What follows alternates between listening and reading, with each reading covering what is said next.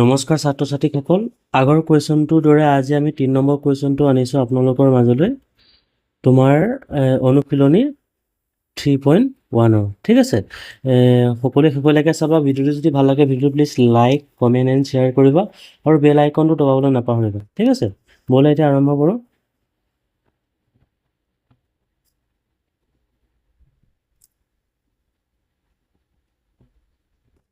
তো আলোচনা কৰা হৈ গ'ল, এইকেইটা আলোচনা কৰা হ'ল। এতিয়া আছে আমাৰ 3 নম্বৰটো।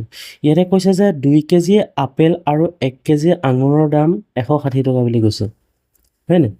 কি কৈছে তোমাৰ 2 কেজি আপেল, 2 কেজি আপেলৰ দাম 1 কেজি আঙুৰৰ দামো এদিন আছিল 160 টকা, হয়নে?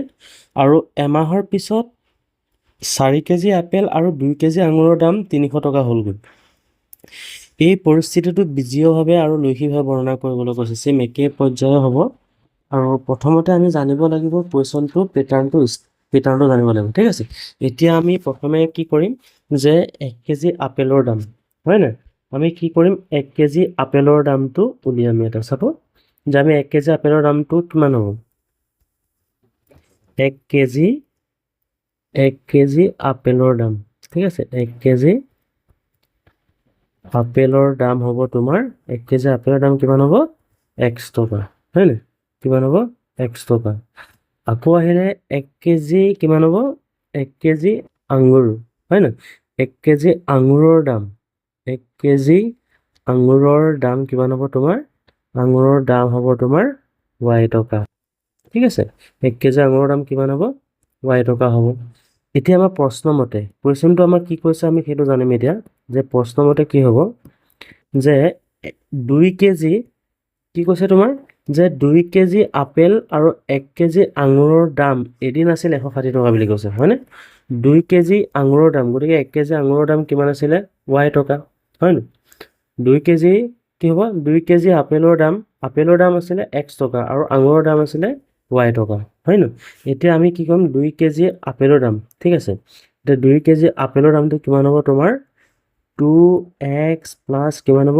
y ইজুকেল টু কিমান হ'ব? 160 টকা। এইটো হ'ব তোমাৰ 1 নম্বৰ কুৱেশ্যনটো, ঠিক আছে। চেম তোমাৰ আহিলে এমাহৰ পিছত 4 কেজি আপেলৰ দাম, তোমালোকে গম পাইছা চাগে। নেক্সট কি হৈ যাব? আকৌ কিমান হৈ যাব যে 4 কেজি বুলি কোৱাৰ লগে কিমান হ'ব? 4x হৈ যাব ন। 1 কেজি দাম x টকা, 4 কেজি দাম তোমাৰ কিমান হ'ব? 4x প্লাছ 2 কেজি আঙুৰ, 2 কেজি মান কিমান হ'ব? 2y ইজুকেল টু কিমান হৈ যাব?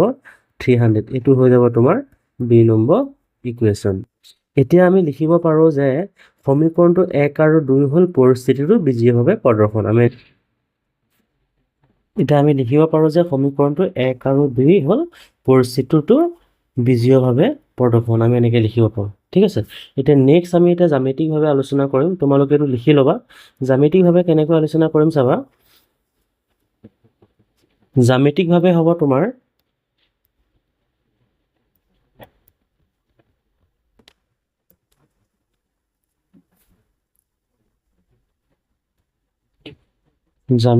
হ'ব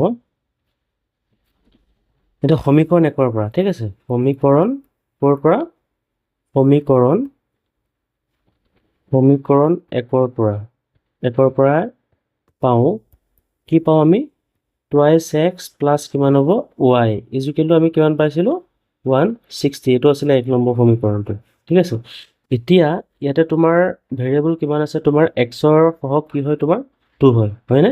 গতিকে আমি এই 2x আমি এইফালে লৈ যাম, ঠিক আছে। গতিকে ইয়াতে নাম্বাৰ আছে ন, তো y ইজুকেল টু কিমান হ'ব? তোমাৰ 160, হয়নে? 160 মাইনাছ কিমান হৈ যাব? তোমাৰ 2x হৈ যাব, হয়নে? এতিয়া ইয়াক আমি সমাধান কৰিবলৈ হ'লে আমি কি কৰিব লাগিব? বক্সটো বনাই লৈছোঁ। এইটো তোমাৰ হ'ব x আৰু এইটো হ'ব y, এইটো a বিন্দু হ'ব আৰু এইটো b বিন্দু হ'ব। তোমালোকে সকলোৱে চাগে গম পাইছা। এতিয়া xৰ মানটো আমাৰ কিমান হ'ব? ইয়াতে 50 হ'ব আৰু y মানটো মই জাষ্ট 50 ধৰি লৈছোঁ, ঠিক আছে। 50 ধৰি লৈছোঁ। এতিয়া ইয়াতে চাবা যে মই যদি y মানটো উলিয়াবলৈ যাওঁ, যদি xৰ মানটো যদি মই 50 ধৰি লওঁ, ঠিক আছে। মই 50 ধৰি ললোঁ। xৰ মানটো যদি মই 50 ধৰি লওঁ কিমান হ'ব? এতিয়া y ইজুকেল টু কিমান হ'ব? 160 মাইনাছ 2 ইনটু কিমান হ'ব? 50 মানে কিমান হৈ যাব? 160 মাইনাছ কিমান হ'ব? 100 হৈ যাব, মানে কিমান হ'ব? 60 মানে মই y মানটো কিমান পাম 60 আৰু x মানটো কিমান পাম মই 50 পাই যাম ঠিক আছে নেক্সট আকৌ মই যদি x ইকুৱেল টু কিমান ধৰিম মই যদি x ইকুৱেল টু 60 ধৰি লওঁ নেক্সটটো হয় ন এটা কি পাম যে y ইকুৱেল টু কিমান হৈ যাব তোমাৰ 160 মাইনাস কিমান হ'ব 2 ইনটু 60 মানে কিমান হৈ যাব 160 কিমান হ'ব 2 গুণ 12 কিমান হ'ব 2 গুণ 12 120 হ'ব হয় ন মানে কিমান হ'ব তোমাৰ 40 মানে এতিয়া মই x ৰ ভ্যালুটো কিমান পালো 60 আৰু y ভ্যালুটো কিমান পালো তোমাৰ 40 এটো হল তোমাৰ সমীকৰণ 1 ৰ পৰা ঠিক আছে এটো হল তোমাৰ সমীকৰণ 1 ৰ পৰা এতিয়া আমি 2 নম্বৰ সমীকৰণটোলৈ যাওঁ এতিয়া 2 নম্বৰ সমীকৰণটোৰ পৰা যদি আমি সমাধান কৰিব বিচাৰো 2 নম্বৰ সমীকৰণটোৰ পৰা যদি আমি সমাধান কৰিব বিচাৰো 2 নম্বৰ সমীকৰণটো আমাৰ কিমান আছিল যে 4x + 2y = কিমান আছিল 300 এটো আছিল 2 নম্বৰ সমীকৰণটো হয়নে মই যদি ইয়াক 2 এ যদি ডিভাইডেড কৰো 2 এ যদি ডিভাইডেড কৰো কিমান পাম এতিয়া 2 এ কৰিলে কিমান 2 হ'ব 2 এ 2 কাটি যাব 2 এ কৰিলে কিমান হ'ব 150 হ'ব মানে কিমান হ'ব এটো 2x + y = কিমান হ'ব 150 হ'ব এটো হ'ব আমাৰ 2 নম্বৰ সমীকৰণ এতিয়া মই y মানটো কিমান পাম 150 মাইনাস কিমান হ'ব 2x হৈ যাব হয় এতিয়া মই যদি x ৰ মানটো যিকোনো ধৰি লব পাৰো ঠিক আছে মই এতিয়া x ৰ মানটো যেনিবাকে ইয়াতো যেনিবাকে মই 50 এ ধৰি ললো x ৰ মানটো যেনিবাকে 50 ধৰি ললো কিমান হ'ব 152 ইনটু কিমান হ'ব 50 মানে কিমান হ'ব 150 মাইনাস কিমান হৈ যাব 100 মানে কিমান হ'ব আনসাৰটো 50 এতিয়া মই x ৰ ইয়াতে মই যেটো x ৰ মান পাম হেতু কিমান পাম মই 50 পাম হয় ন x ৰ মানটো 50 পাম আৰু y মানটো কিমান পাম 50 পাম ঠিক আছে x ৰ মানটো মই 50 পাম আৰু y মানটো কিমান পাম তোমাৰ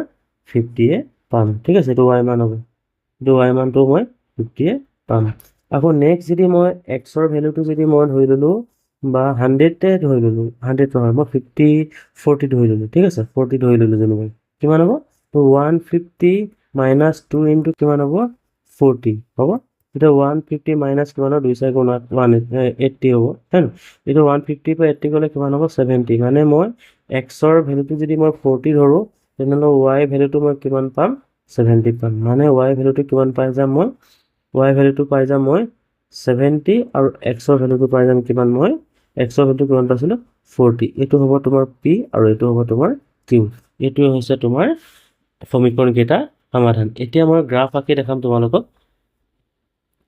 তোমালোকে লিখিব পাৰা যে x অক্ষত এনেকৈ লিখিব পাৰা x অক্ষত সৰু সৰু 10টা বৰ্গৰ ঠিক আছে ইয়াতে লিখিবা এনেকৈ লিখি লবা x অক্ষত সৰু সৰু 10টা বৰ্গৰ মান কিমান হ'ব তোমাৰ সৰু সৰু 10টা বৰ্গৰ মান কিমান হ'ব 10 হ'ব y অক্ষটো সেম তোমাৰ সৰু সৰু 10টা বৰ্গৰ মান কিমান হ'ব 10 হ'ব ইয়াতে তোমাৰ 10টা আছে ঠিক আছে 10টা আছে বুলি ধৰি লবা ঠিক আছে মই এটো তোমালোকক ডাঙৰকৈ তোমালোকক দেখাবৰ কাৰণে এটো কৰিছো কিন্তু তোমালোকে এটো লিখি লবা এটো তোমালোকে নোট কৰিবা কিন্তু ঠিক আছে এতিয়া মই বিন্দু কেইটা আঁকিম এতিয়া a 50 আৰু 16 মানে তোমাৰ x ত কিমান আছে x ত আছে তোমাৰ 50 এটো আমাৰ কি হয় x ৰেখা হয় এডাল হল y গতিকে x ত কিমান আছে তোমাৰ 50 আছে x ত কিমান আছে তোমাৰ 50 আৰু y ত কিমান হ'ব তোমাৰ 60 y ত কিমান হ'ব তোমাৰ 60 হ'ব মানে তোমাৰ ৰেখাডাল আমাৰ ইয়াত পাব ঠিক আছে এটো এই বিন্দু তাৰপৰ নেক্সট আহিলে তোমাৰ b ত আহিলে 60 40 b ত তোমাৰ আহিলে 60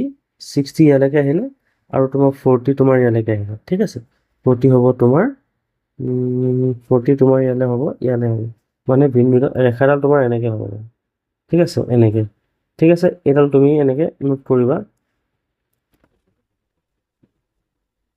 এনেকে হ'ব আৰু নেক্সট তোমাৰ কি আছে p বিন্দুটো তোমাৰ কিমান আছে 50 50 50 হলে 50 50 তোমাৰ ইয়াত আহিব ঠিক আছে 50 তোমাৰ ইয়াত হ'ব আৰু নেক্সট তোমাৰ 40 70 40 ইয়াত হ'ব x হলে 40 ইয়াত হ'ব 40 ইয়াত হ'ব আৰু 70 তোমাৰ কিমান হ'ব 70 ইয়াত হ'ব ঠিক আছে 70 তোমাৰ হ'ব 40 আৰু এটা তোমাৰ 40 ঠিক আছে x ত আহিলে 40 40 আৰু 70 ইয়াত হ'ব ঠিক আছে গতিকে তোমাৰ ৰেখাডাল এনেকে হ'ব সিধাই হ'ব ৰেখাডাল ঠিক আছে এটো হল তোমাৰ কোনডাল ৰেখা এডাল আসলে তোমাৰ x + 3y ঠিক আছে এডাল হল তোমাৰ x + 3y ৰেখা আৰু এইডাল হৈছে তোমাৰ 28x প্লাছ 6y ৰেখা ইজুকেল টু তোমাৰ সৰি এইটো তোমাৰ কিমান হ'ব এইডাল কোনডাল ৰেখা আছিলে তোমাৰ এইডাল আছিলে 2x প্লাছ 160 এইডাল আছিলে তোমাৰ 2x plus 2x plus y equal to 160 আৰু এইডাল আছিলে তোমাৰ 2x plus y equal to 2x plus y equal to কিমান আছিলে 150 এইডাল লেখা আছিলে ঠিক আছে এই ৰেখাডাল তোমালোকে অংকন কৰি দেখাবা আৰু নেক্সট ভিডিঅ'টো পাবৰ কাৰণে আমাৰ চেনেলটো ছাবস্ক্ৰাইব কৰি ৰাখিবা ধন্যবাদ